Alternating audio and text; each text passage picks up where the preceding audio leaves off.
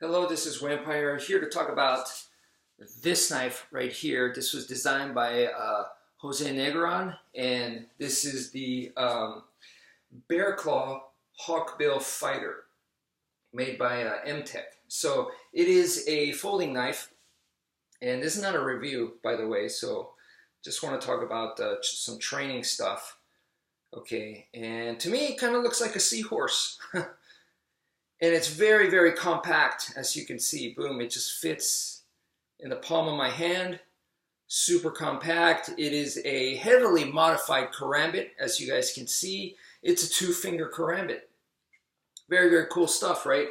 So, yeah, when I see something like this, this is what I'm thinking about. I'm thinking about using a firearm, and then if I'm in a very bad situation, and it turns into close quarters, maybe there's multiple opponents and stuff, and you know, whatever, the situation gets real bad, I'm in close quarters, I could use this to get them off of me to go right back into using my firearm, right? So that makes a whole lot of sense.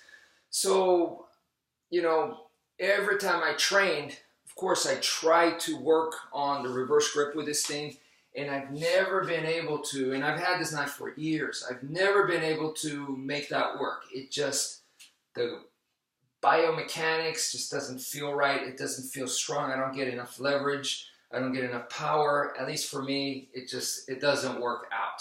So sadly, no. And that's why it's important to definitely to practice and to test it out. So anyway, this is the grip that I like. Now, right now it's fully locked. It's in the locked position. But, you know, just me going like this with the thumb, it disengages, okay? It can disengage very, very easily right now. It's locked again, and then just kind of, yeah, disengages. So that means that the lock, this frame lock, is highly unreliable, all right? And look, my philosophy is that with the training from the Filipino martial arts and the skill, use anything and everything as a weapon. So, you know, if the knife doesn't have a good lock, or the knife doesn't cut well, or it's not even a knife, it doesn't matter. I'm going to use it as best as I can. To me, that's what's important. So, you know, with something like this, definitely not going to go pressing on the spine, because, you know, I don't want it to cut myself on my finger. But right here, let's see, right here, not on the spine, but right here, okay? This is holding on to the knife with my pointer finger and my thumb. It's holding on to the knife, and the middle finger is added security. And this grip is knife fighting 101 for me, because for most people that don't have any training, the easiest thing for them to do is to hold a knife in the reverse grip and just go boxing. So just right here, just okay, works out great. Okay, now if you try to go standard grip this way, it's awkward for a lot of people. It's no longer boxing because it's so natural for people to do this, and now it's, unless you're trained, it's going to feel pretty awkward. So then you're slashing. You're forced to slash, and most people don't know how to slash right. So that's why I think it's easier to just go reverse grip and just do what you think is boxing. And most people, even if they've never trained in boxing, they have an idea of what boxing is supposed to look like. Okay. So how can you overcome that? So in the standard grip, if you go like this is something that I've been teaching for a long time. And this is pointer finger and thumb together like this. This grip comes from karate.